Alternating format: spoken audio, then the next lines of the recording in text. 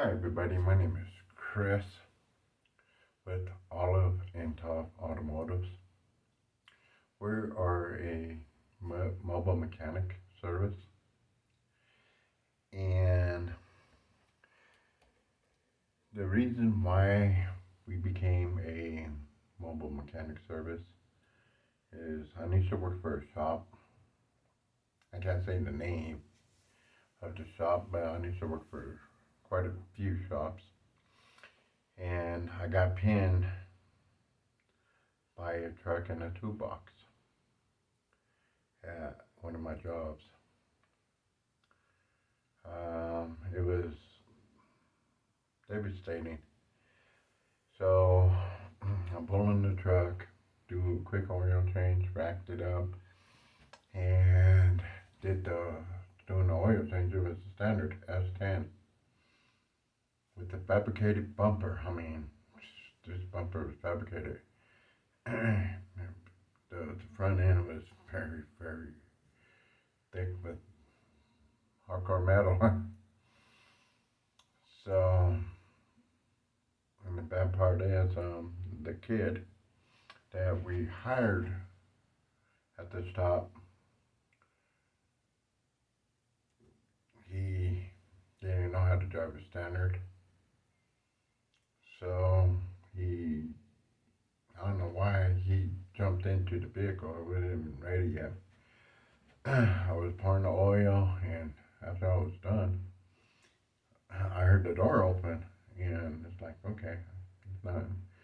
So I was fixing it up and making sure everything's tight, making sure the level was good. The next minute, I heard that somebody was cranking it up. I told him no, and cranked it to jump. The truck jumped. So the distance, how the vehicle was, and if you work in the shop, the distance from the back to the wall, you got enough walking walking distance in between. So what ended up happening was I got pinned,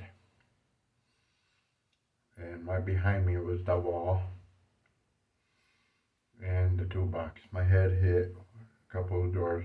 My back fell into it when I got pinned.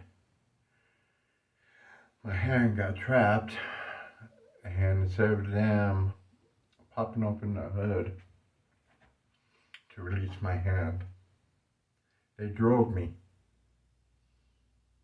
They knocked in reverse and they drove me to, instead of popping it open. I said, pop open the hood. Don't drag me. And he drove me. I need to pop open the hood. The saddest part was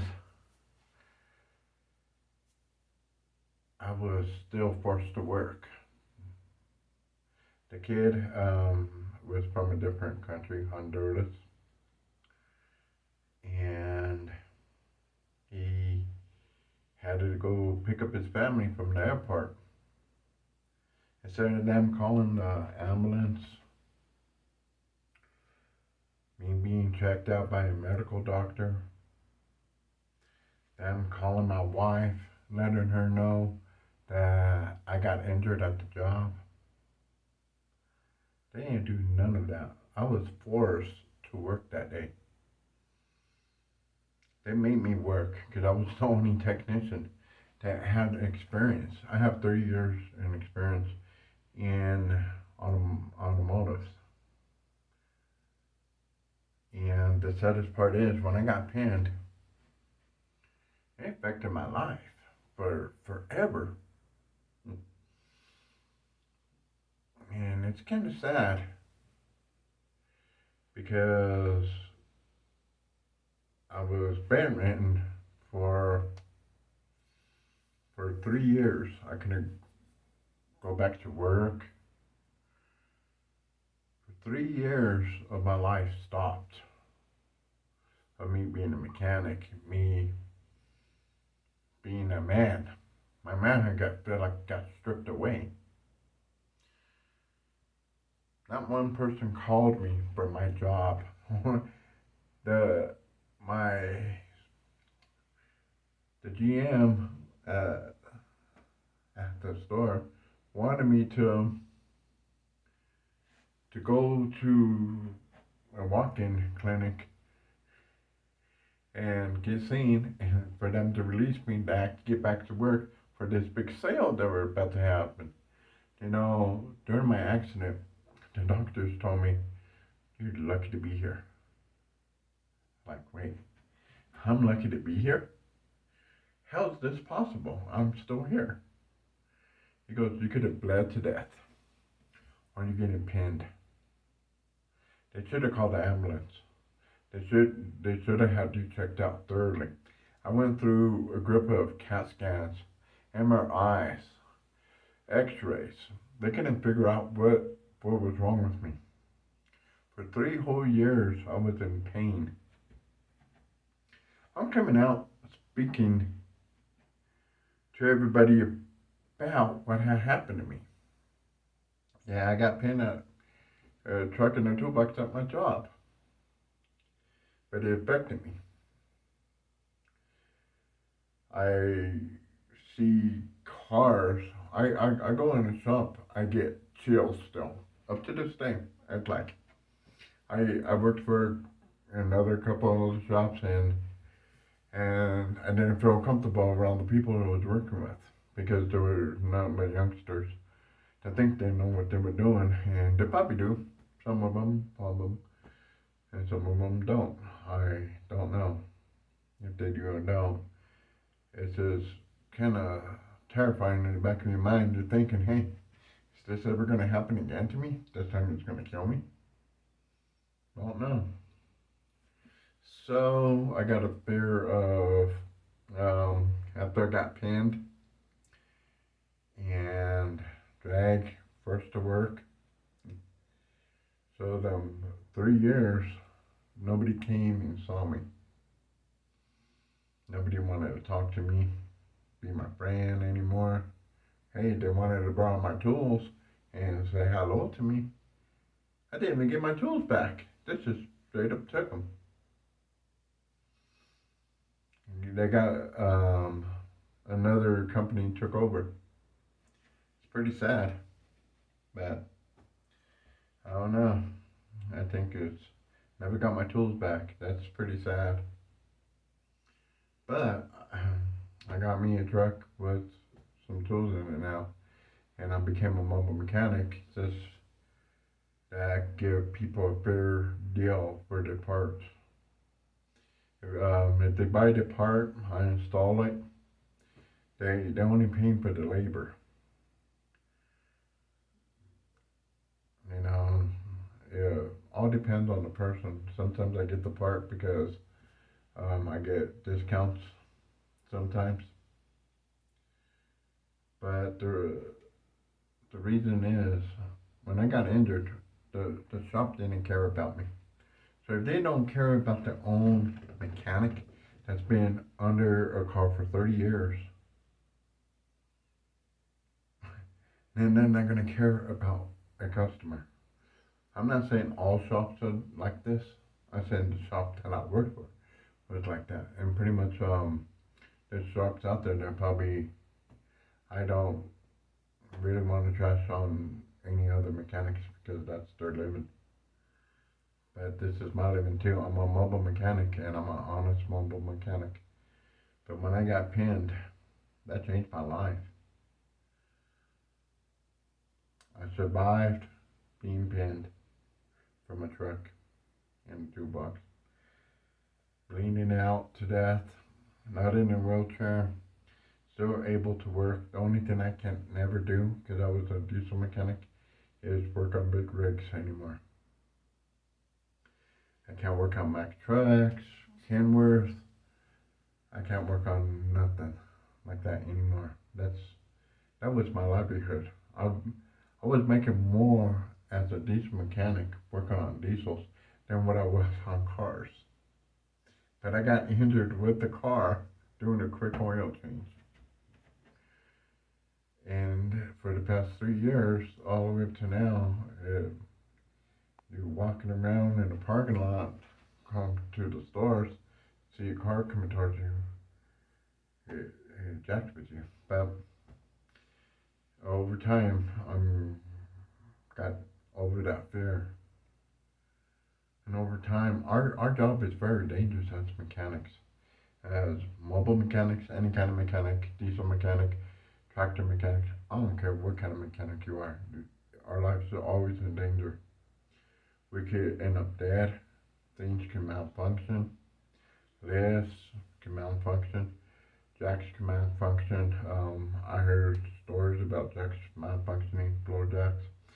So you always want to make sure that you always take your safety precautions. I know that day that I was doing my job, I thought I had done all my safety precautions, but nobody trained me for what was about to happen. Somebody jumping in that didn't know nothing and crushing me.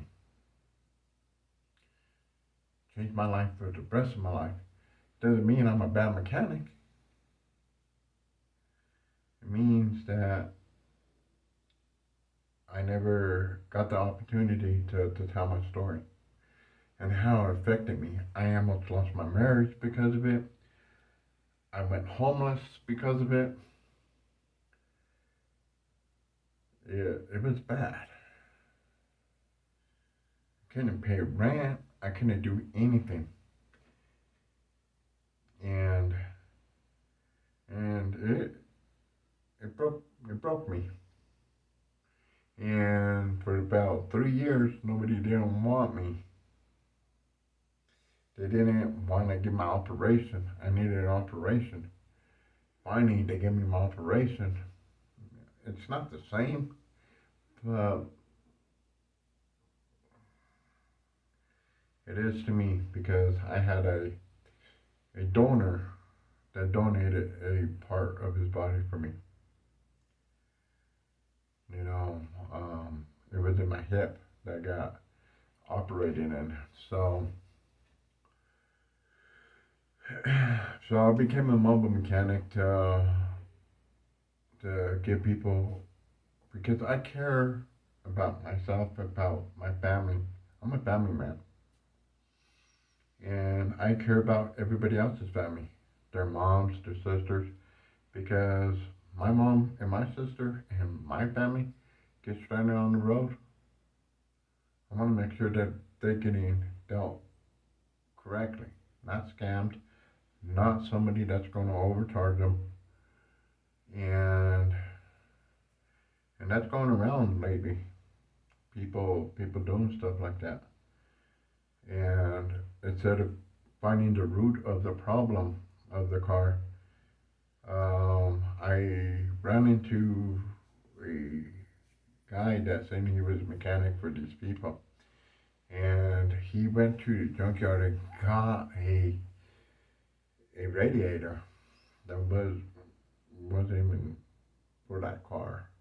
Put it in and exploded. But that subject's for another story. You know, I'm here to help out people.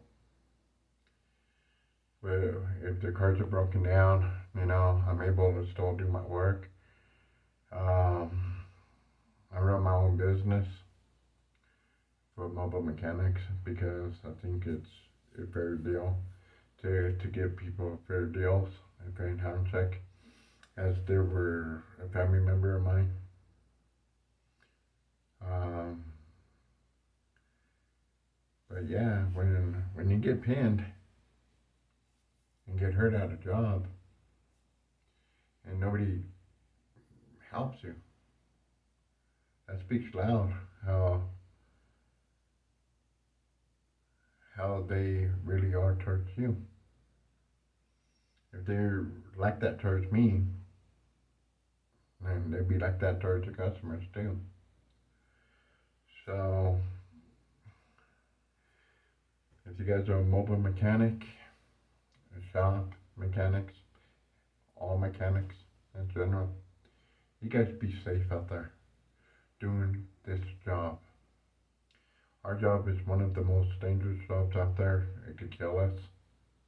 Our hands get trapped. any given time, and it could be life or death. And I want to show my respect to all mechanics because you guys are all my brothers and sisters. We're all supposed to stick together. And the ones that didn't, I hope you guys find peace because I know I did. And I know you guys are forgiven. So I wanted to tell you guys my story. And I want to shout out to everybody that is out there. And I hope if you ever see me, tell me hi or encouragement is always best policy. But I encourage all mechanics to take care of themselves and to take care of the customers and to be with their family members every day. And having a family and being with the family is more precious than anything. More precious than money, more precious than gold. And when I lost all my tools, it was pretty bad. And all the clients that I worked on the cars, I loved working on you guys' cars, and hopefully you guys come back to me and hopefully I can start working on your cars again. You know,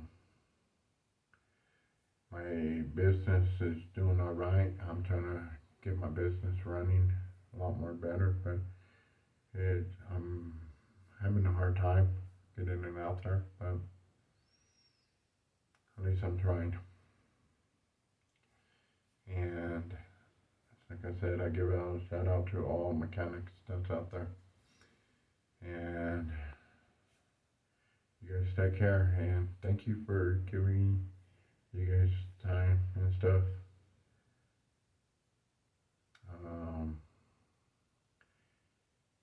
Yeah, I think my stuff is in here that you guys could say hi or whatever you guys want to say. I think I got my email on there too. So if you guys got a problem with your car, call Olive and Toff. We leave no cars behind.